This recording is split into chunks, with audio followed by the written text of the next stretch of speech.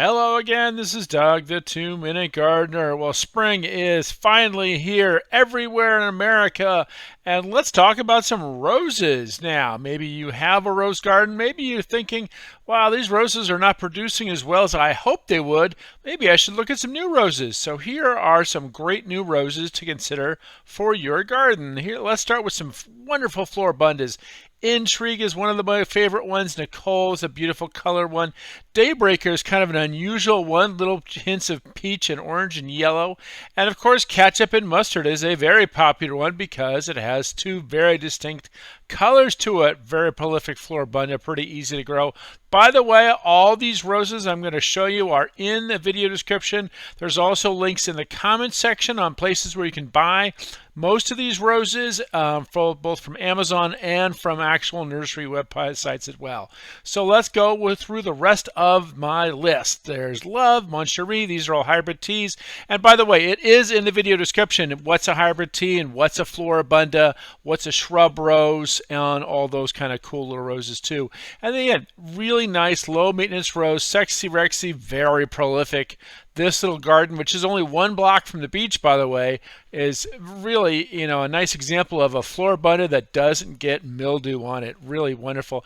Black Cherry is a beautiful color rose as well. Really nice. Sheila Perfume. I love my Sheila Perfume. It's one of my wife's favorite roses because it is very aromatic. Betty Boop is a very low maintenance tough rose. Mr. Lincoln, of course, wonderful fragrance from an old hybrid tea tile rose. Marmalade Skies, probably one of the most prolific ones in my garden. Angel Face is another one with wonderful fragrance. And of course, the toughest ones of them all, Iceberg, both the white and burgundy. This is such a beautiful color, this burgundy iceberg rose. These are two very tough, low maintenance roses. Definitely, if you're starting with roses, this is where I'd start. If you want easy to grow, low maintenance roses, very prolific, really nice roses. And again, all these roses are in the video description and in the comment section. Links as far as where to get these roses. Here's another view of that Ketchup and Mustard. Really cool floribunda rose, rock and roll, big old grandiflora rose, lots of vibrant color, life of the party, really beautiful color, just kind of a nice pastel-y kind of rose. Mardi Gras, very popular and pretty. And there's the Nicole again as a nice floribunda spray, really pretty. Tuscan Sun, one of my favorite floribundas that I personally own, are really nice. Perfume Tonight is, as you imagine, very fragrant, very nice as well. And lots of other wonderful roses. And that's the nice thing. Roses can be really wonderful to grow if you get ones that are low maintenance and what I call disease resistance. And for a better idea of what a disease resistant rose, definitely check in with your local rose society. They have them all over America, these wonderful rose societies that are happy to give you all kinds of great information on roses that do well where you live. And that's an important thing because something that might do well in Texas might not do well in California. So roses are geared to grow really great in certain areas, but not necessarily everywhere. So definitely look at this list and take it to your local rose society and get some more ideas. Here's some other ones. White licorice, that's my baby. I love my white licorice. Prospero is a wonderful rose, a little tough to find nowadays, but a wonderful example of an English rose. And again, floribundas, lots of blooms per stem. There's another floribunda, as you saw earlier, Sexy Rexy. Whereas hybrid teas are that classic one to a stem. There's my love.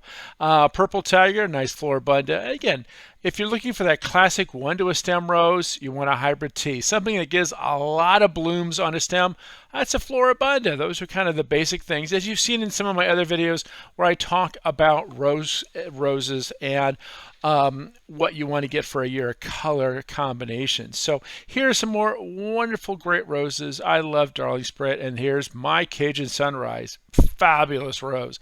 One of the bigger showstoppers in my garden is that Cajun Sunrise. Perfect Moment is another wonderful one. Does better back east in California, it seems. Double Delight is just great. Really great old-time rose. Great fragrance. That Double Delight has some wonderful fragrance. Playgirl is just a fabulous floribunda. And yes, there is a Playgirl and a Playboy rose. It's kind of fun to have those two in the same garden. All kinds of jokes you can make about that. Anyway, Blue Girl, one of my original roses, really nice and fragrant. And there's Betty Boop again, lots of great color in that. And Pope John Paul, really nice, reliable white rose, really kind of neat. 4th of July, probably the best of all the climbing roses, in my opinion. Such beautiful color that rose has. Really, really fabulous rose. It's actually one of those all-American rose selections, roses that are judged to have vibrant color and be very reliable and disease resistant. So when you're looking at roses, also note the ones that are the all-American rose selections, because those can give you a lot of quality blooms without so much issue with the mildew and all those other kind of diseases that sometimes roses can get. So again, look for those all-American rose selections. Well, that's all the time we have for today. If you enjoyed this video, hit that like button and share this video on your social media as well. And don't forget to subscribe to my channel to get more videos that help you with your landscape needs. This is Doug, the 2-Minute Gardener, saying thanks for watching.